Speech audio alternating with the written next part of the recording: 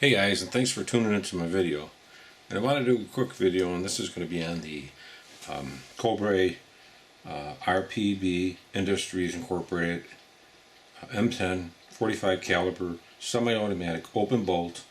This is made in Atlanta, Georgia, United States of America. Okay, this particular gun that we're showing here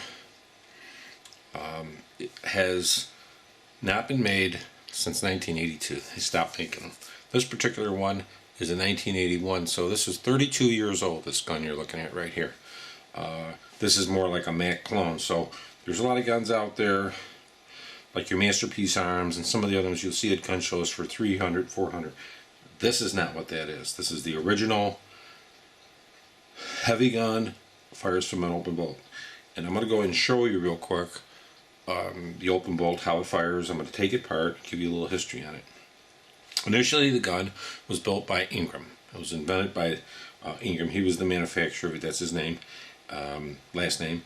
And the company had some problems, went out of business. To make a long story short, a few people bought all the parts, the stamped parts and stuff like that, and started assembling them as machine guns. And then the ATF got involved and said they're illegal to sell, so then they made them semi-automatic, and that's where you see the stamp on it. Let me just show you here. It says SAP, that stands for semi-automatic. And they stamped it and sold it as semi-automatic. It was still open bolt, it wasn't closed bolt, and we'll get into the open bolt to show you what that means. Okay, we're going to use a dummy round to show you. That's a 45 caliber dummy round.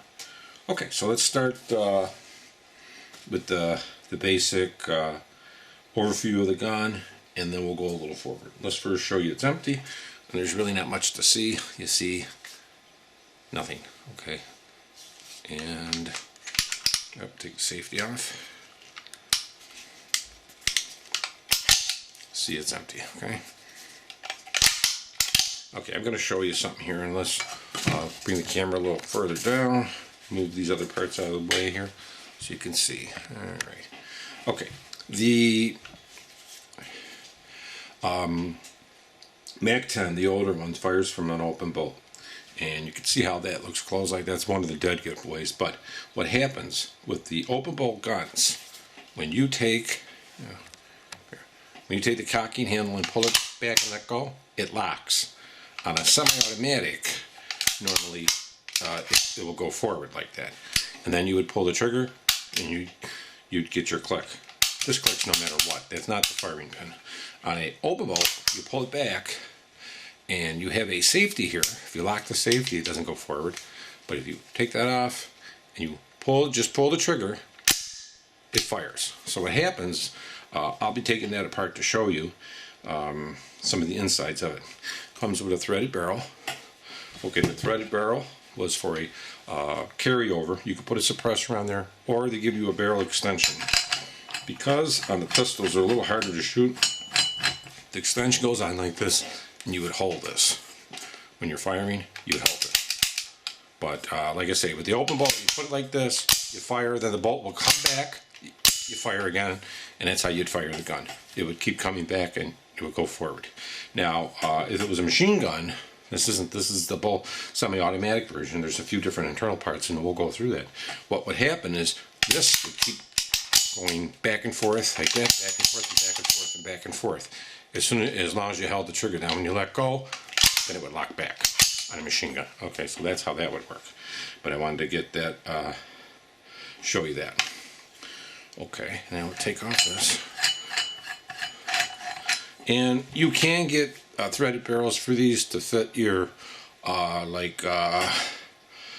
common guns, more common suppressors. Like you get these threaded for 578 by 28 millimeter. Okay, so let's go over that and show you again how it fires. What you'd want to do, you'd want to put it on, you want to cock it back, you want to put your safe on. Doesn't fire. Now this is also a locking mechanism here. You can actually lock it back, and it would lock the bolt back. But we're going to get to that. You would have a round in there. You take it in, put it in, and you see it's in there. You take your safety off, and you would pull the trigger. Now, when you pull the trigger on this, like that, it's going to fire. And then what would happen is the slide with this bolt would come back down, and it would eject your shell. I didn't do it real hard, but it would eject your shell. Then you would pull the trigger again, and it would fire again. And that's basically how you fire this bad boy. So we're going to take it apart and show you. It doesn't really have a firing pin. It has actually like a little nib. I call it a nib. If you look in there, there's a little, see in the center of there? There's just like a little around. Well, that is what would happen is this goes forward. When it goes forward, the force of that bolt hitting fires it. Okay, so I'm going to open it up to show you since you know a little bit about it. But the easiest way, like I say, if you're at a gun show or you're going to buy a gun and somebody says, oh, this is open bolt and or something like that, just take the gun, okay, pull it back. If it locks back like that, okay, without the safety on, and you pull the trigger, and that's what happens, it is a semi-automatic open bolt. Okay, if you pull it back, again, well actually you could try it this way here. The easiest way to find out if, like if you're at a gun show, if it's open bolt, closed bolt, or a machine gun, it's what you'd want to do. Let's say the gun is just laying like that. You'd want to do, with the safety off, make sure it's on fire, you pull it back, and then what you're going to do is you're going to pull the trigger and hold down, like that. You'll see that goes forward, so you know it's open bolt. Then pull it back again and let go. If it locks like that, then it's an open bolt, semi-automatic. If when you let go of it, it goes forward again, it's an automatic machine gun. Okay, but I wanted to show you that. Remember now, so if you take it and you're at a gun show, make sure it's on fire. Hold your finger off it, pull it back like that. Then pull the trigger and hold down. See how I'm still holding? Then pull it back and let go. And if you let go and it goes forward with your finger on the trigger, then it's a machine gun. If not, then it's still a semi-automatic and you can pull it again. So I wanted to show you that, okay? Let's go ahead and take it apart and show you some details on it. And I'll show you some stuff about why these are so rare. You can use anything to punch these this part here out, whatever you want. Easiest way to do it. There's normally a pin in this one, doesn't have to have the pin. You press down a little, and then you just push the pin out. There's a little pin. See the pin? Hold down, pull it out. When you take it, you push it, pull it up like that, and you just kind of wiggle out that part of it. Okay, it kind of comes right out. Okay, and you'll see when you take it apart. I'll look a little closer. Here's the frame, okay, and here is the bolt. Okay, take the bolt out. There's a little thing, you pull it out. Side, you can pull your bolt out. Okay, that's pretty much all the pieces that there is. There's your barrel in there. On the older one, it has this little flared area. On the older M10s. So don't be nervous if you buy one and it's got it. I was a little nervous. That just means it's an older one. Okay, the newer ones have just a regular barrel that looks like this all around it. The older ones have this little flared in there. Not a big deal.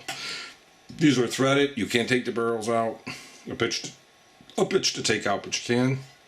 It's all pretty much heavy steel. The uppers on these, you can swap them out. You can put a 9mm upper in. You can't change these around though.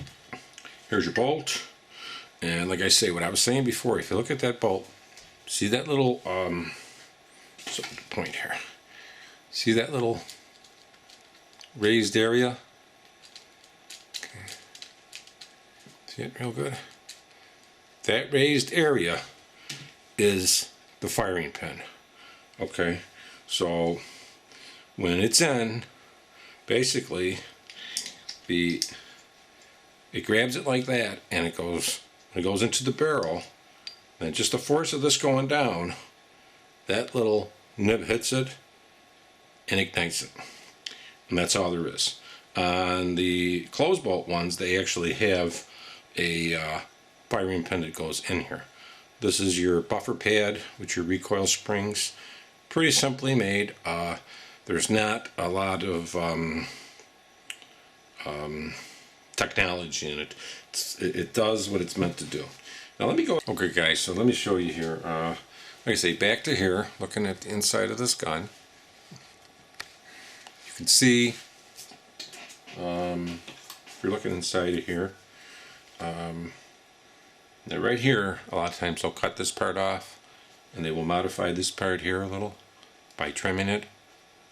Trimming this, this part here right off. There's a lot of manuals and books out to do this. Another easier way is, if we look at the bolt, okay, you look at the bolt and you'll get this kind of shiny area here. Let me show you something. Let me show you how that goes in there. Okay, lock it.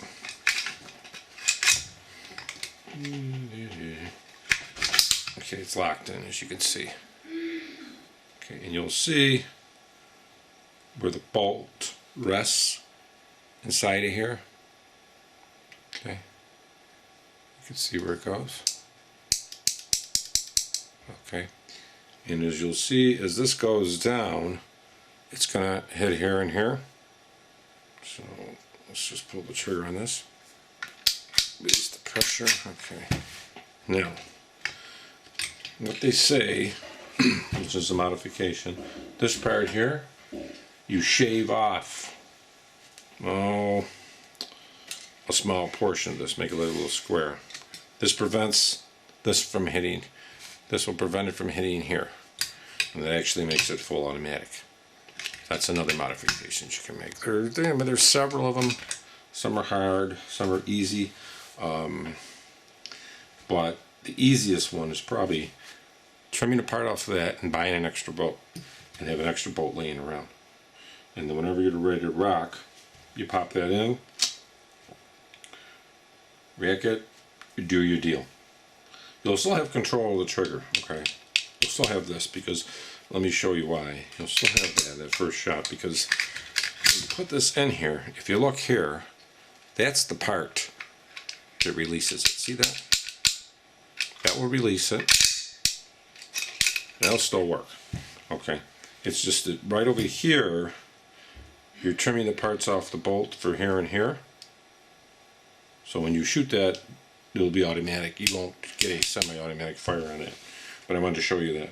And that's kind of, you know, I'm not saying this is something you should do with your guns, because you can get in a lot of trouble, end up in jail. There's a lot of parts on the internet for these. You can buy plenty of submachine gun parts for them. If you can find a lower for like $2,500, machine gun lower, then you could actually find all the parts on the internet and could build it. But these still, like I say, would be, you know, you could modify them. Not that you'd want to. Well, so let's just put this back together.